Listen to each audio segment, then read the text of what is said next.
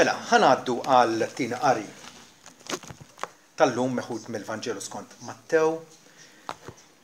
Bil-pass il-pass wasalna qisu f'nofs dal-Evanġelju twil minn l-istruzzjoni. Ġesu kien għadu kif warrab biex jitlob u bat il-folol issa ikompli r-rakkont. Imma wara l-bat il-folol tela privatament fuq il-muntanja biex jitlob u kif sar flaxija kien hemmhekk waħdu. Issa d-dajsa kienet issa diġà ħafna stadji lem l-art imqalba mill-mewġ għax ir-riħ kien kontrihom. U fir-raba' qassa tal-lejl Ġesu ġilihom miexi fuq il-baħar. Ma dixxipli malli rawh miexi fuq il-baħar sfaw terrifikati u qalu huwa fantasma u qabdu jgħidu bil-biża'. Imma Ġesu dritt kellimhom bil-qal għamlu kuraġġ jienu tibżawx. U Pietru wieġbu bil-qal Sid, jekk huwa int ordnali niġi għandek fuq l-ilmijiet. U qal ejja. U Pietru niżel mid-dajsa mexa fuq l-ilmijiet u ġie lejn Ġesu. Ma kif ra r-riħ qawwi beża' u peress li beda jereq għajjat u qal Sid, salvani. U Ġesu minnu fih matta ridu qabdu u qallu bniedem ta' fidi ġkejkna. Aħla ddubitajt. U appena telgħu fid-dajsa ir-riħ batta. U dawk fid-dajsa adurawh u qalu verament int bin Alla. U meta qasmu ġew mal-art f'Gennesaret u malli l-irġiel ta' dak il-post għarfuh, batu l-aħbar ma' dawk li nħawi kollha u n-nies ġabulu l dawk kollha li kellhom xi invalidità u talbulu bil-ħrara sabiex biss imissu t-tarf jew il-keffa tal-mantar tiegħu u dawk kollha li messewha tfejju. Amen. Tajb xuħut minna ilhom mexxin mal-mulej Ġesu għal snin twal u oħrajn forsi għadhom dixxipli ġodda. Il-kol kemm aħna però nistgħu ngħidu li għad ma wasalniex għad fadal li nkunu ambizzjużi aktar biex narfu aħjar lill-mulej. U naħseb il-kol kemm aħna wkoll nammettu li l-fidi tagħna mhix perfetta. Fi ħafna debolizzi, ħafna imperfezzjonijiet, ħafna taħlit forsi ma tagħlim ieħor li qatt ma indenjajna li nittestjaw biex naraw isma' dan li nemmen jiena u għamallem propjament fl-iskrittura. U il-kol kemm aħna naħseb jiena għandna fidi imħalta ma' xi superstizzjonijiet, ma' xi tagħlim falz li rċevejna fit-trobbija tagħna. U frattant, il-mulej ju paċenza bina u jarafna bħala dixxipli tiegħu, bħala studenti fil-klassi tiegħu ħanajdu hekk illi qiegħed jgħallimna. U fidil magħna li jkompli jappoġġjana, jkompli jagħtina l-għajnuna tiegħu, anke fil-każ tad-dixxipli hawnhekk li kienu prattikament qed jgħixu ma' Ġesu u jivvjaġġaw miegħu u jaraw jagħmel dak il-mirakli hawnhekk meta rawh risaq lehom fuq il-baħar u allura dak dixxipli kienu għajjenin, eżawriti, qattaw il-lejl kollu prattikament jitħabtu mal-mewġ. U issa fir-raba' qassa tal-lejl, ġifieri sija sagħtejn tlieta qabel ma sebaħ. Tajjeb, Ġesu ġilihom, ġifieri kien għadu dlam, però raw din il-figura ġejja lehom u il-konklużjoni tagħhom kienet illi dan huwa ħares, dan huwa fantasma. Il-superstizzjonijiet ta' żmienhom kienu għadhom magħhom. Ħassu direttament dil-mistoqsija, jeżistu ir-risa. Smajna ħafna stejjer anke lokalitajiet f'Malta illi hemmhekk jidher il-ħares u x'inhu ħares? Ħares il-claim hija illi xi erwieħ li jkunu mietu, nies li jkunu mietu, jibqaw hawnhekk jħoverjaw fid-dinja. Però naħseb jiena min hu magħlef fl-iskrittura jgħid li huwa possibbli da. Huwa possibbli dinja immaġinazzjoni tal-bniedem għaliex il-Bibja tagħlem direttament illi huwa maqtuħ għal bnedmin li jmutu darba biss. Wara dan isir il-ġudizzju. Ġifieri mewt fiżika, ġudizzju personali. Ebrej 9 vers 27. Bir-riżultat li r-ruħ allura tkun milquha fil-ġenna fil-preżenza ta' Kristu. Pawlu hekk xtaq għal jiena nippreferi kieku mmur u nkun ma' Kristu li huwa wisq aħjar, però li nibqgħu hekk huwa aktar meħtieġ għalikom biex nkompli nagħallimkom u nsaħħaħkom. Ġifieri il-Kristjan jaf li appena jieħu l-aħħar nifs ir-ruħ tiegħu tkun milquha fil-ġenna. U l-infern għal dawk li huma mitlufa. Ġesu permezz ta' storja realistika ħafna jgħid li s-Sinjur li ma kienx jimpurtaħ bil-proxmu tiegħu kien qed jgħix ħajja ta' xelleraġ u xalar meta appena miet u ndifen fil-fħades. Ja kelma għall-infern hemmhekk kien fit-tbatija. Ġifieri il-Bibja tgħallem illi m'hemm ebda alternattiva. Mal-mewt fiżika ir-ruħ tal-bniedem tkun jew l-infern jew inkella il-ġenna. Frattant dawn l-istejjer u esperjenzi wkoll ta' ħirsa jew inkontri mas sopranatural jippersistu, però rridu niftakru wkoll illi fid-dinja hawn ukoll għavolja ma narawhomx hawn l-anġli u d-demonji. Illi jiena ngħid illi d-demonji mhuwiex it-tattika u l-istrateġija tagħhom illi jimmanifestaw lil nfushom. Għaliex huma brikkuni biżżejjed biex iżommu lil nfushom inviżibbli. Għaliex aħna niġġieldu kontra il-prinċipati u s-setat, kontra tas-setat tad-dlam. U għadu huwa aktar perikolus meta jibqa' inviżibbli. Verewla. Mela. Li għaw però demoni, spiriti mnizza, illi huma f'din id-dinja dak huwa fatt. Dak huwa fatt. Il-Bibja tirrikonoxxihom u jista' jkun illi ħafna minn dawn l-esperjenzi ta' ħirsa ikunu sempliċement demoni li qegħdin jirreċtaw ta' pass ir-ruħ ta' xi ħadd li jkun miet. Ta' jew ta' nanna, tifhem.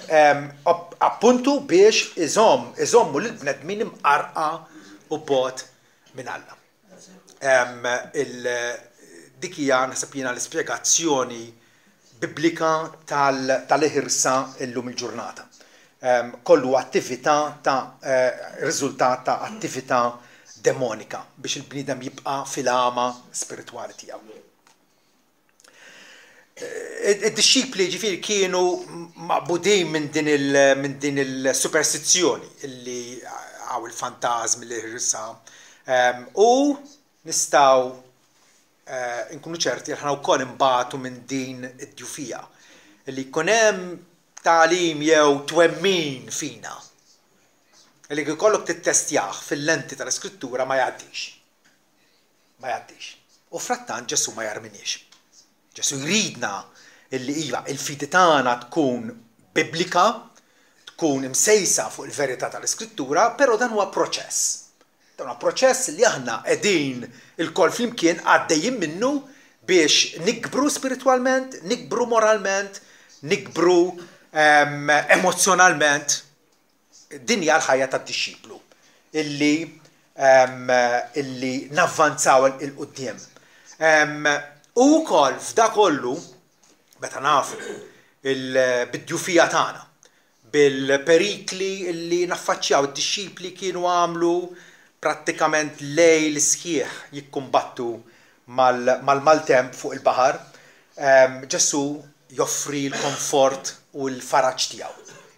Iva, rridu narfu illi il-ġufija qiegħda hemmhekk il-perikli qegħdin hemmhekk jiċċirkondawna fuq kull naħa. U frattant Ġesu jgħadirna u jridna ukoll illi nitgħallmu minnhom.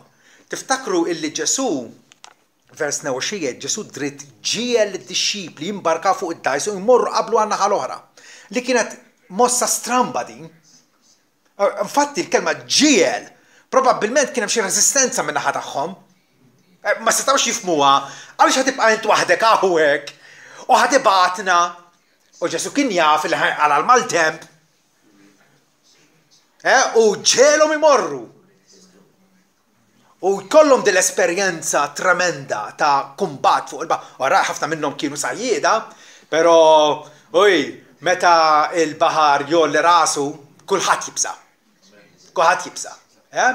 U allura Ġesu fil-sapjenza u t-tiba tiegħu iħallina ngħaddu mill-maltemp propjament biex jiltaqa' magħna u joffrilna il-kuraġġ, joffrilna il-komfort u l-faraġġ tiegħu. Għamlu kuraġġ. Għandna bżonn dil-kelma, għamlu kuraġġ. Nħossuna kultant timidi, nħossuna kultant debboli wisq fil-konfront tagħna mal-għadu, fil-konfront tagħna maċ-ċirkostanzi, ta' mart, ta' diżappunti, ta' frustrazzjonijiet li ntaqgħu magħhom. Hija l-xoqqa tal-eżistenza umana, ngħaddu minnhom kollha kemm aħna xi ftit jew wisq xi darba oħra. Għamlu kuraġġ. Dan huwa il-messaġġ ta' Ġesu. Għamlu kuraġġ. Għalfejn għandi nagħmel kuraġġ? Meta qed nara ħadd ieħor qed jaqa', qed jiffonda, qata' Jesu, għamel suwiċidju, għalfejn għandi nagħmel kuraġġ? Jienu jgħidilna. Jienu ego eimi hija il-Ġesu kemm il-darba qala. Kieku kellek tgħidha bil-lingwaġġ tal-Patt il-qadim, Jahweh. Ġesu qed juri, qed jidentifika lu nnifsu bħala Jahweh il-ħalliq tas-sema u l-art. Jienu tibżawx. Għal darb'oħra l-Iskrittura ripetutament tgħidilna biex ma nibżawx. Biex ma nibżawx. Għalfejn nibżaw forsi għax ma nafux ġej fuqna. Forsi għax inħossu illi m'hemmx match bejna u bejn il-ċirkostanza sfidanti qudiemna. Frattant Alla jgħidilna tibżawx għaliex għax hu fuq in-naħa tagħna. U dak li jaffiċinana u dak li jersaq lejna u jgħidilna bħal f'Iżajja 43 u issa hekk jgħid il-Mulej dak li ħalqek o Ġakob u dak li sawrek o Iżrael la tibżax. Għax jien fdejtek sejjaħtlek bismek inti tiegħi. Alla jaf bina, jaf id-dħul u ħruġtana, jaf ħsibijietna mill-bogħod, jaf l-ansjetajiet tagħna. Meta tgħaddi mill-ilmijiet se nkun miegħek u fix-xmajjar mhux se jarquk. Meta tgħaddi min-nar ma tinħaraqx, lanqas il-fjamma ma taħarqek. Hija l-wegħda t'Alla illi l-dawk mifdija minnu iżommhom. Issa tgħidli imma dejjem li żommna mill-periklu fiżiku li ma nintlaqtux minn xi karozza li ma niksrux saqajna. Ovvjament li le. Ovvjament li le. Illi qed jgħidilna l-Mulej ngħaddu minn dawn l-esperjenzi u finalment ir-rebħa tkun tagħna għax huwa favur tagħna. Iżajja 44 jgħid l-istess ħaġa, jisħaq fuq l-istess ħaġa. Iżda isma' o Ġakob għaddej tiegħi u Iżrael li jiena ħtartu. Hekk jgħid il-Mulej li jagħmlek u li sawrek mill-ġuf u li jgħinek la tibżax o Ġakob għaddej tiegħi u int ġesurun li jiena ħtart. Alla għażilna biex nkunu il-poplu partikolari il-familja għażiża għalih. Bir-raġun Ġesu propjament qabel ma sofra il-passjoni. L-disċipli li kienu id-disturbati kienu mħawda, Ġesu qed jgħidilhom il-ħan nitlaqkom u mbagħad nerġa' niġi għandkom. Xi ħsibijiet u x'ansjetajiet kien għaddej minn moħħhom wieħed biss jista' jifhem. Kien ilu magħhom għal 3 snin u iżjed. U issa qed jgħidilhom illi ħajitlaqgħu. U Ġesu jgħidilhom tħallux qalbkom tkun iddisturbata. Afdaw falla, afdaw fija wkoll. Afdaw fija wkoll. Iva. Il-mixja tagħna, it-tir tagħna għandu jkun il-fiduċja tagħna hija f'Ġesu. Ġesu li għalkemm forsi jibatna fil-maltemp kif ġiel id-disċipli li jagħmlu xorta waħda jiltaqa' magħna u jfarraġna. Permezz ta' din l-esperjenza tad-disċipli Ġesu wkoll jesibixxi id-dominju assolut tiegħu bħala l-kurjos fuq l-univers, fuq il-ħolqien kollu tiegħu. Ġesu huwa l-kurjos. Huwa Jahwe huwa Alla nnifsu li żarna f'din id-dinja. Emmanuel, xi tfisser Emmanuel? Alla magħna. Alla magħna. Alla li identifika ruħu magħna f'kull sens minn barra d-dnub. Appuntu biex jeħlisna, biex jemanċipana mid-dnub, biex jirbaħna għalih nnifsu. Huwa Salvatur omnipotenti. Salvatur illi jotta għalina, li jissupera il-liġijiet tan-natura. Iva, il-natura xi tgħidilna kulħadd ħajmut. Vera? Kulħadd jafa din? Kulħadd jafa. Jekk għandek data ta' twelid, se jkollok data tal-mewt. U frattan Ġesu jissupera dik il-liġi tan-natura. Għax jgħid min jemmen fija ma jduq qatt il-mewt. Jienu għal-qawmien u l-ħajja min jemmen fija għavolja jmut jerġa' jgħix. U min jgħix jemmen fija ma jmut qatt. Dan huwa l-kurjos illi Alla l-Missier ħatar fuqna biex appuntu bih insibu il-faraġġ, il-komfort, il-salvazzjoni tagħna. Salm 93 vers 4 jgħidilna aktar mill-ħsejjes ħafna l-mijiet mill-ħalel jew mill-imwieġ satana tal-baħar, is-sit floli u setani. Is-sit floli u setani. Dak l-istess sit omnipotenti, il-ħalliq tas-sema u l-art, fil-milja ta' żmien der fostna. Imwiegħed minn mara li sar taħt il-liġi biex jifdil il-dawk li huma taħt il-liġi biex insiru ulied adottivi tal-Alla. Hawnhekk qegħdin naraw illi il-ħwejjeġ kollha l-imwieġ l-irjieħ iservuh lil Ġesu. Iservuh. Jaqduh u mexa fuq l-ilma, xi ħaġa straordinarja. N-nies li jaħsbu li jistgħu jagħmlu l-istess mirakli jagħmel Ġesu ma nafx daħal f'moħħhom da. Ma nafx. Hawnhekk qegħdin naraw il-kurjos uniku. Is-sit sovran. Dak li ma kellux bidu u laqqas ikollu tmiem. Il-jinu illi meta tkellem permezz ta' Mosè fid-Deuteronomju kapitlu 32 vers 39 jgħidilna araw issa li jien iva jien. Jienu l-istess lingwaġġ li juża Ġesu. Jienu u m'hemmx Alla ieħor għajri. Jien immewwet u nagħti l-ħajja. Jien nidrob u nfejjaq. U lanqas m'hemm ħadd li jsteħles minn idi. Fitilu tkellimt ma' wieħed u għalli li kull mawt tajjeb ġej minn Alla, imma kull mewt u mart u mankamenti u ġej mix-xitan, xi-xitan jeqret. Imma Alla jagħmel imma hawnhekk qed jgħid jienu dak li nidrob u nfejjaq, dak illi immewwet u nagħti l-ħajja għax nerfa' idi les-sema u ngħid jien ngħix għal dejjem. Dan huwa Alla tagħna. Sofran fuq kollox, fuq kull avversità, fuq kull gwaj, fuq kull awċ, fuq kull problema tiegħek personali li għaddej minna. U għal kurjos omnipotenti. Is-sit, is-sultan, fuq l-imwieġ iħalli l-sudditi tiegħu, d-disċipli tiegħu jgħaddu mit-tempesta għax jaf li finalment seħlisom. U x'ikun ġara allura? Id-disċipli tiegħu ikunu talmu u aħna rridu nieħdu l-estazzjoni, inkunu tallimna nafdawh aktar. nkunu tallimna nafdaw aktar, nkunu tallimna nifissaw it-tama tagħna fuqu u hu ikun imsebbaħ permezz tagħna. Xi ħaġa oħra li naraw f'din l-istorja hija kif Ġesu jagħti qawwa straordinarja għal dawk li jafdaw fih. Jekk tafdah, Alla jagħtik enerġija qawwa illi laqqas biss toħlom illi għandek.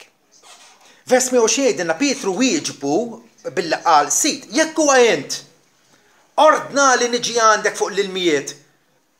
X'ġieħ f'moħħu Pietru illi jistieden ruħu bidejh għal xi ħaġa li seta' tfallit għax li kieku ma kienx Ġesu għax ftakru għadu bil-lejl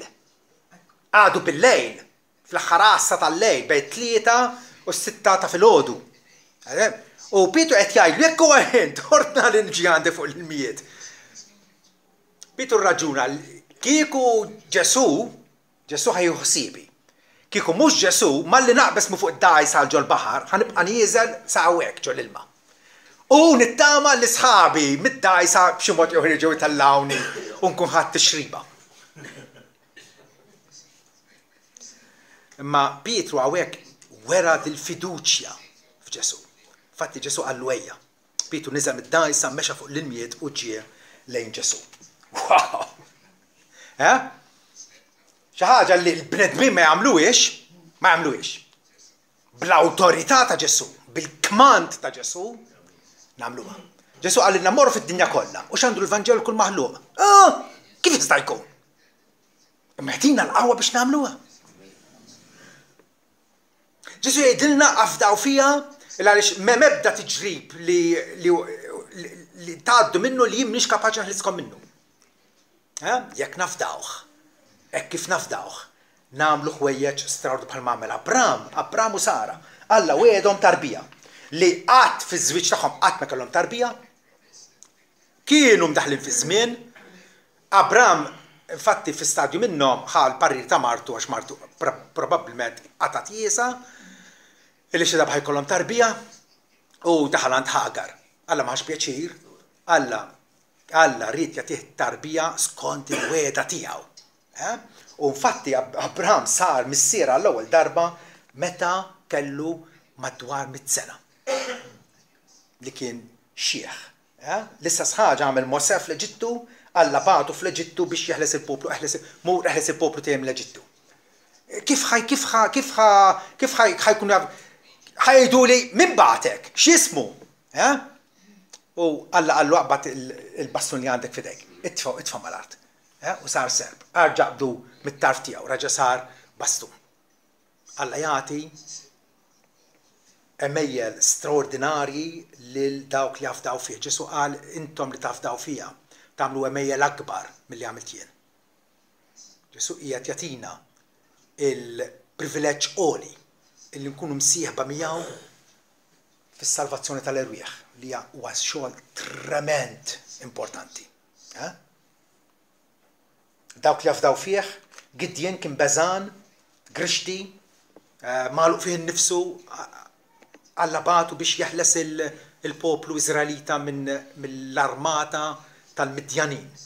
300 ruħ u Gideon magħhom kontra armata sħiħa, ħarbtuha.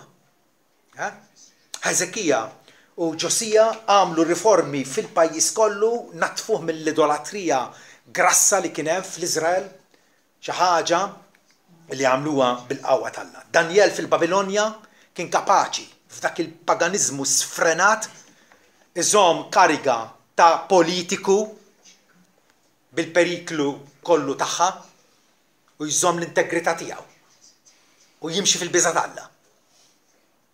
Il-fidili fil-palazz ta' Neruni Ċesri. Pawlu jselli għalihom fl-ittra lill-Filippin. Sellilu għal dawk fid-dar ta' Ċesri. Aħwa insara li l-impjeg tagħhom kienu probabbilment il-sira fil-palazz ta' Neruni f'Ruma. Fil-qalba tal-paganizmu. Alla kapaċi ifornina b'qawwa illi ma nimmaġinawx li tista' tkun tagħna. Fil-modija tad-dover u l-obbedjenza allura m'għandekx għalfejn tibsa. Ma l-biża' qisu mqabbad magħna Il-biża meta esperjenzjajnih l-ewwel darba l-biża meta Adam u Eva ma bdewx il-alla. Inħbew fis-siġar. Beżaw xin semaw il-ħoss tal-mulej ġej. Dak huwa l-biża. Imma l-Bibja tgħidilna fl-imħabba m'hemmx biża, jekk ta' bilħaq inħobbuh il-alla, jekk ta' bilħaq il-fiduċja tagħna hija f'Ġesu. U iva rridu nservu lilu u nonoraw lilu matul ħajjitna. Fl-imħabba m'hemmx biża. Għaliex l-imħabba perfetta tixħet il-barra il-biża. Tħallix mela l-biża iċaħdek mill-iskrittura li tkun immemorizzajt. Għadna kif rajna la tibżax għax jimmijek fdejtek ħtartek għalja nnifsi. Tħallix il-biża jew l-allarm ifixklek mir-raġuni mqazza. Tħallix lanqas l-emerġenza inqalatlek xi ħaġa issa kritika, xi ħaġa kera, ittelfek mill-komunjoni ħelwa u sigura ma' sidek. Iva naf li xogħod minnkom għaddejjin minn ħaġa minn oħra. Tħallix l-emerġenza ittelfek milli tibqa' nxierek ma' Alla sidek. Taqlax ħarstek minn fuq il-Salvatur biex tħares l-irjieħ u l-imwieġ ta' madwarek dak l-iżbal ta' Pietru, vera? Ħareġ fuq l-ilmijiet, mexa lejn Ġesu, imma xinbida jara ċ-ċirkostanzi madwaru, il-baħar tila u nieżel, l-irjieħ jonfħu ma' wiċċu, jidu jqilbuh. Beża. Kif ra r-riħ qawwi beża u peress li beda jereq għajat u qal Sidi salvani. Pietru l-iżbal tiegħu kien u l-iżbal tagħna wkoll li nikkonċentraw fuq l-irjieħ flok ma nżommu l-ħarsa tagħna fissa fuq Ġesu. Il-pionier dak li perfezzjona l-fidi tagħna. Salm 63 jgħidilna meta niftakar fik fuq sotti, nimmedita fuqek fl-għasas tal-lejl għax kont l-għajnuna tiegħi u fid-del ta' ġwenħajk nanni ferriħi. David taħossu bħal dak l-għasfur ċkejken li għadu qasbis rabba ir-rix, motti bil-ġwienaħ ta' ommu fil-bejta. Għammek ħossu sikur. Fid-del ta' ġwenħajk nanni ferriħi, ruħi imqabda miegħek. U hekk għandna nkunu imqabdin malla. Parrampikant li jitla dik ix-xitla li titla mal-ħajt. Qatt provajtu taqalawha mal-ħajt? Diffiċli. Għax iddaħħal il-frijaj tagħha li trement ġol-ħajt. Ruħi hija mqabda miegħek. Dik hija il-pożizzjoni li jridu nieħdu. Imqabdin malla. Hemm biss huwa l-ken ir-refuġju tagħna. Idek il-leminija tappoġġjani kif infatti għamel Ġesu. Ġesu minnu fih matta ridu qabdu qallu bniedem ta' fidi ċkejkna. Għala d-dubitajt. Daxen stramba din, bniedem ta' fidi ċkejkna meta kien l-uniku wieħed mid-dixxipli kollha illi offra illi imur ħdeħ fuq l-ilmijiet. Għalfejn Ġesu qed jgħidu bniedem ta' fidi ċkejkna? Għalfejn? Għaliex Alla jrid jurina illi fidi hija fidi kbira meta tkompli minkejja kollox, meta tippersevera, meta tibqa' parsita fuq il-mulej tal-glorja. Pietru l-isbal tiegħu kien illi iddubita għax ra li forsi l-irjieħ ħajjelbuh il-mewġ se jbilgħu. Bniedem ta' fidi ċkejkna. Għala d-dubitajt. Salm 94 jgħid kieku kelli ngħid si otrot jew si tfixklet l-imħabba fidila tiegħek qosit se żommni wieqaf. Iva, għandna ħabta li nitfixklu, nitu gambetti, frattant il-ħesed talla. L-imħabba fidila talla, l-imħabba tal-patt. Alla wedilna patt illi ma jiksrux. David qal patt Alla huwa sikur u komplut f'kull sens. Komplut f'kull sens. Nistgħu nisruħu fih. Meta l-ansjetajiet tiegħi jikompli jgħid. Jimmultiplikaw ġewwa fija. Ġieli ħossuna għaddu minn dak il-perjodu fejn mhux għandek ħsieb wieħed jew tnejn nofsu żana, imma għandek invażjoni ta' ħsibijiet u ansjetajiet u tħossok seta' qalbek. Meta l-ansjetajiet tiegħek jimmultiplikaw ġewwa fija, il-konsolazzjonijiet tiegħek omu lej, jaxqu li ruħi. Alla għandu r-rimedju. Ibqaw fija u jiena fikom. Ibqaw fija u jiena fikom. Ġesu hawnhekk il-fatt li ċanfar il-maltempata, hekk li l-baħar ikkalma. Hawnhekk ukoll juri l-qawwa divina tiegħu. M'hemm ħadd li kapaċi jikkontrolla is-setat kaotiċi tan-natura. Vulkani, tsunamis, maltemp, hurricanes, semmi li trid. Setat kaotiċi tan-natura, Ġesu għandu il-jett u għandu l-kontroll sħiħ fuqha, ma appena telaw fid-dajsa ir-riħ batta. Hekk Ġesu wasal biex propjament jurina għala dil-esperjenza illi xi darba oħra il-kol kemm aħna għaddejna minnha. Dil-maltempata illi kważi tħarset tgħid imma Ġesu ġielna nitlu fiha din il-maltempata għax hu ġielhom imorru weħedhom fuq id-dajsa u baqa' waħdu. Imbagħad wara xi 9 sigħat mar jiltaqa' magħhom. Għala biex narfu min Ġesu huwa tassew. Is-sit sofran huwa binalla. Il-dixxipli ħadu għal-lezzjoni. Dawk fid-dajsa adurawh u qalu verament int binalla. Int binalla. Hawn huwa l-qofol tal-istorja. Binalla huwa it-titolu li kien mogħti lill-Messija mill-Antik, Salm 2 Samuel 7:16, hemm ħafna skrittur fejn iva il-Messija, il-midluk li il-feddej li Alla kellu jibgħat fid-dinja huwa magħruf bħala binalla. Binalla. Pietru aktar il-qudiem se jagħti l-istess stqarrija li hawnhekk id-dixxipli wkoll flimkien qalwa bejniethom verament int binalla. Meta Ġesu f'Ċesarija Filippi isaqsi lid-dixxipli imma intom, isħallikom in-nies xejdu n-nies l-opinjoni tan-nies, imma intom min taħsbu li jien. U qabis Pietru qallu mulej int il-Messija binalla l-ħaj.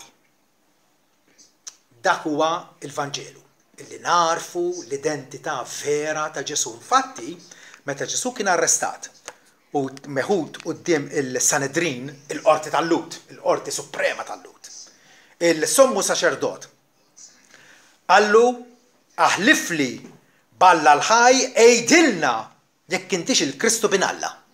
Issa Ġesu kien ilu jgħidilhom. U kien ilu juri u jtihom evidenza kotrana li huwa binalla bil-mirakli stupendi li għamel fil-preżenza tan-nies. Hekk li Nikodemu wkoll avolja kien għadu ma jemminx fija dakinhar. Imma kien qisu qed jitħajjar, qed jinvestiga. U qallu Mallem, aħna nafu li inti Mallem ġej minn Alla għax ħadd ma jista' jagħmel dan is-setat mirakolużi li tagħmel inti jekk Alla ma jkunx miegħu. Ġifieri Ġesu kien wera biċ-ċar bil-kelma u bl-emil illi huwa binalla. Ejdilna intix il-Kristu binalla, Ġesu qallu inti nnifsek qed tammetti inti stess. Madankollu ngħidilkom minn issa l-qudiem għad taraw lil il-bniedem bil-qiegħda fuq l-leminija tas-seta u ġej fuq is-sħab tas-sema. Jien huwa l-Messija, jien se niġbor poplu għalija u fit-tmiem ta' żmien se nerġa' niġi għal magħżulin tiegħi. Ġej fuq is-sħab tas-sema. Ġesu huwa binalla, huwa ir-riflessjoni eżatta ta' Alla l-Missier. Jurina l-Missier. Hekk li darba qal min jara li jara l-Missier li batni. U d-dixxipli meta rrealizzaw dan qalu verament int binalla adurawh. Tawh qima. Tawh qima. Ġesu laqaħħa dik il-qima. Ma jistax ikun għallim reliġjuż tajjeb jew xi ħadd adurah u kien sempliċi bniedem. Kien ċertament bniedem. Ma kien aktar minn bniedem. kellu n-natura umana tagħna u n-natura tagħna. U Ġesu laqaħħa dik il-qima.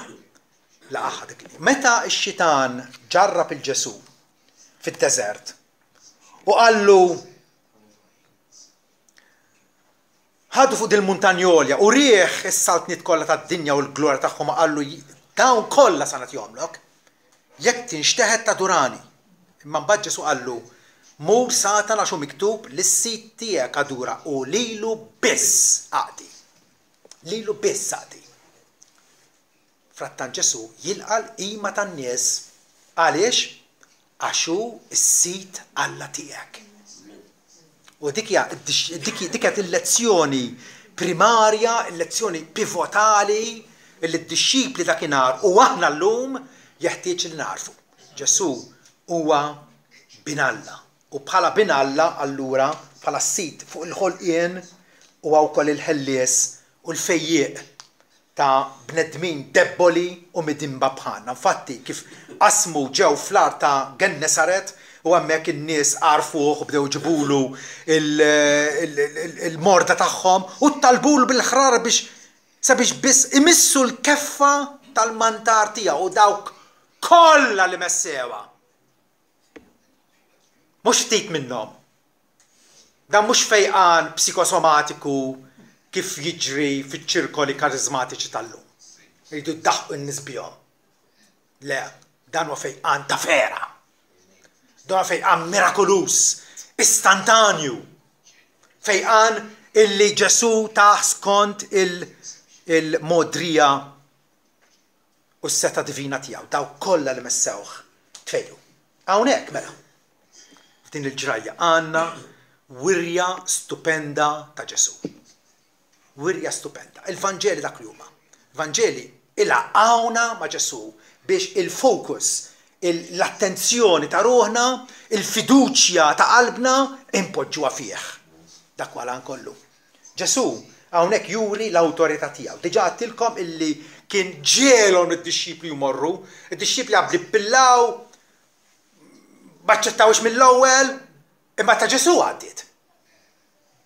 Ħafna drabi niftaħru bil-rieda ħielsa tagħna. La, jekk inti dixxiplu ta' Ġesu, m'għandekx rieda ħielsa. Hija rieda tiegħu. Li telep il-tiegħek. Dak kollox.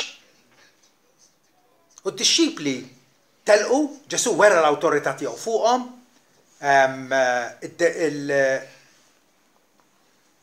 wera wkoll it-tarif tiegħu.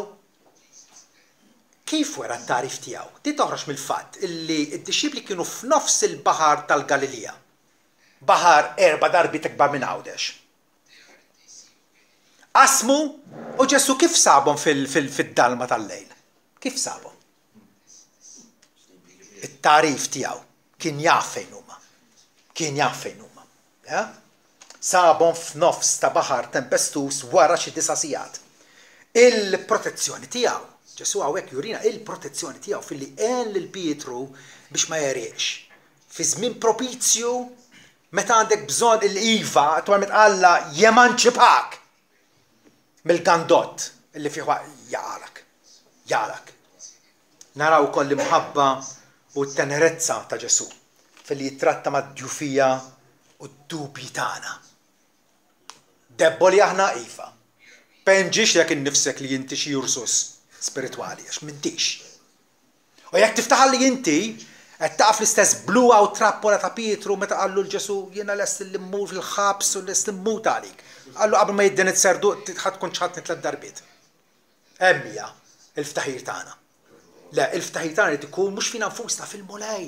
Fih biss. Illi ma jarminiex għavolja għandu 1000 raġuni biex jarmina. U jabbandu, imma ma jarminiex, għax il-fedeltà tiegħu hija mġedda kull filgħodu kbira hija l-fedeltà tiegħu. Ġesu jurina wkoll il-qawwa divina tiegħu fil jikkontrolla n-natura. U sallum il-ġurnata sakemm idum ta' smewit ward, kull ma jiġri huwa skont id-digriet etern tiegħu. Skont id-digriet etern tiegħu. Ġesu juru wkoll il-ħniena u l-modrija tiegħu filli jfejjaq l-nies il-dawk kollha li jersqu leh li javviċinawh u jmissuh. Illum jmissuh bil-fidi vera. bil-fid, marru għandu bil-fid. Dawn kollha ma joħorġux diżappuntati. L-istedina, l-appell illi għanna fil-littra l-Ebrej kapitlu 4 fejn jgħidilna billi għanna sommu saċerdot kbir, għanna assis qudiem Alla, medjatur illi bih ħanersqu li Alla u nafu li Alla ħajilqana. Għanna saċerdot kbir li għadda mismewi Ġesu bin Alla. Ħanżommu ferma l-istqarrija tal-fidi tagħna. Tivvaċċillax, ħallik mid-dubju, taf illi Ġesu huwa is-Salvatur kwalifikat u maħtur minn Alla nnifsu. Għax ma nissom mhux saċerdot li mhux kapaċi jissimpatizza mad-djufijiet tagħna, imma wieħed li bħalna kien imġarrab f'kollox u frattant mingħajr dnub. Infatti tinnotaw kif Ġesu kien magħhom fit-tempesta. Forsi mhux fiżikament, imma kien jaf li qegħdin hemmhekk. U meta rrid isibhom sabhom. U meta li jerfa lil Pietru mill-ilmijiet refaw. Għanna Salvatur illi jissimpatizza mad-djufijiet tagħna. Dik ma tqatalniex qalbna vera l-ħwa, ma tqatalniex qalbna. Jissimpatizza, jaf mhix aħna għaddejjin. Tarfu lil dan Ġesu? Ġesu, l-isem Ġesu, Jesus, ifisser Jahwe isalva. Huwa s-Salvatur tagħna, ir-rikorrejt għandu. Hemm żewġ mistoqsijiet. Issaqsi, minu Ġesu? Well, biex issir taf minu Ġesu, tittaqra l-Vanġeli. Aktar ma ssir familjari tal-Vanġeli, aktar ħajkollok risposta preċiża u korretta minu Ġesu. Għax hemmhekk tara emilu, tara l-persuna tiegħu, il-karattru sabiħ tiegħu, il-missjoni tiegħu kif wettaqa b'suċċess. Minu Ġesu aqra l-Patt il-ġdid. Minu Ġesu għalik hija mistoqsija importanti wkoll. U tweġiba tajba jekk tweġiba bl-istess lingwaġġ u bl-istess mod kif iweġibha l-Patt il-ġdid. Min Ġesu għalik, ara ma taħsibx li għandek xi awtorità li tpenġi jew tivvinta Ġesu għalik illi huwa komdu għalik. Forsi smajta d-darras li Ġesu ġelhom imorru, meta ovvjament kien jaf li ħanqabdu f'tempesta. Forsi ta' Ġesu huwa skomdu għalik, ma dak huwa Ġesu. Dak huwa li jibatek fil-maltemp għax irid isaħħaħ il-fidi tiegħek. Ma jridekx tibqa' fil-forz ta' kumdità, iridek issir effettiv għalih. Obbedjenti għalih. Da Ġesu qiegħed qimu għax it-tixjib li qimuh. Inxteħtu quddiemu jagħtuh qima, jadurawh. Il-fidi tagħna twassalna biex nistqarru l-Ġesu. Alla minn Alla, dawl minn dawl, Alla veru minn Alla veru. Imnissel, mhux magħmul, natura waħda mal-missier li bih sar kollox. Iva, il-Ġesu nagħtuh qima. Tumas taħ qima meta daħħal sebaw fil-marka tal-imsiema fil-kustat tiegħu għallu mulej tiegħi u Alla tiegħi. Ġesu laqa dik il-qima. Irrida dik il-qima, hija tiegħu bid-dritt. U aħna nsiru ħin jew imbierka appuntu meta narfu minu dak illi ħalaqna u fdina għalih nnifsu. Gratu koll tal-li resaq lejk. Aħna kultant ngħidu illi nersqu lejn Ġesu. Imma mhux aħjar ngħidu Ġesu jersaq lejna. Ġesu resaq lejna fuq id-dajsa, fid-dajsa fil-maltemp tal-ħajja, u Ġesu matta ridu biex jaqla l-Pietru mill-periklu imminenti illi jera. Iva. X'fiduċja qed turi fih minn jum għal jum. X'fiduċja qed turi fih minn jum għal jum. Mu fuq ix-xogħol, jew forsi għandek l-attività tiegħek minn ġurnata għall-oħra. Bħad-disċipli rridu nitalmu nafdawh mhux biss għall-maħfra. Il-maħfra importanti hija barka tremenda u fondamentali. Ma jidu naftaħ ukoll fil-maltemp tal-ħajja. Fil-maltemp tal-ħajja. Jidu naftaħ, jidu naslu għal dik is-sitwazzjoni fejn bħal Pietru ngħidu sit salvani. Infatti il-tip tas-salmi kemm il-darba jsemmi Alla tas-salvazzjonijiet tagħna. Li meta rajta l-ewwel darba din qed arda xejn mhux tas-salvazzjoni, tas-salvazzjonijiet tagħna. Alla jsalvana kontinwament f'din l-okkażjoni illum għada il-bieraħ salvana. Isalvana mid-dnub, isalvana wkoll mill-maltemp tal-ħajja. Għalhekk Pawlu jgħidilna illi tinkwetaw xejn imma f'kull ħaġa bit-talb u bis-suppliki mar-ringrazzjamenti ħallu ir-rikjesti tagħkom kunu marfin lil Alla. U Alla taslim, is-slim tal-Alla li jissupera kull fema jassilkom lubkom u mħukom fi Kristu Ġesu. Ejdu nafdaw il-Ġesu mhux biss biex joħodna l-ġenna, imma wkoll biex jipproteġina u jqaddisna hawnhekk fuq l-art. Din hija il-preparazzjoni tagħna għall-glorja. U hija preparazzjoni importanti li tiddetermina il-post tagħna fil-glorja. Tiġrib aħna Ġesu nnifsu qalilna itolbu hekk, iddaħħalniex fit-tiġrib. Għax nafu illi aħna dgħajfa. Imma hu fis-sovranità tiegħu jaf meta u kif u sakemm u f'liema ċirkostanzi idaħħalna fit-tiġrib, fil-prova ġifieri, biex jimmaturana. Biex ma nibqgħux trabi fil-fidi, imma nikbru, nkunu qawwija. Pawlu meta kien wasal biex imut martri, ħares lura lejn ħajtu u l-Timotju qallu inti segwejt it-tagħlim tiegħi, il-kondotta, l-iskop, il-fid, il-paċenzja, l-imħabba, il-perseveranza, il-persekuzzjonijiet, is-sofferenzi. Bħalma dawk li ġraw f'Antjokja, f'Ikonju, f'Listra. Liema persekuzzjonijiet issapportejt. Taqra l-appostolat ta' Pawlu, vera? Ħabsijiet, swat, tħaġġir, min kollox, tgħid dan kien tal-laħam bħalna. Imma kif għadna, dak li jafdaw il-mulej jagħtihom li jagħmlu ħwejjeġ impossibbli għalih. U għadna minn dawn il-persekuzzjonijiet kollha u seta' jgħid minnhom kollha ħelisni s-sid. Minnhom kollha ħelisni s-sid. Irridu nitgħalmu nafdawh mhux biss għall-ġenna imma wkoll biex qaddisna hawnhekk. Li hu kapaċi jipproteġina imqar hawnhekk ukoll mhux biss nitennew fih bħala Salvatur imma mmilu qudiemu bħala sit. Huwa s-sit aħna maħniex tagħna nfusna.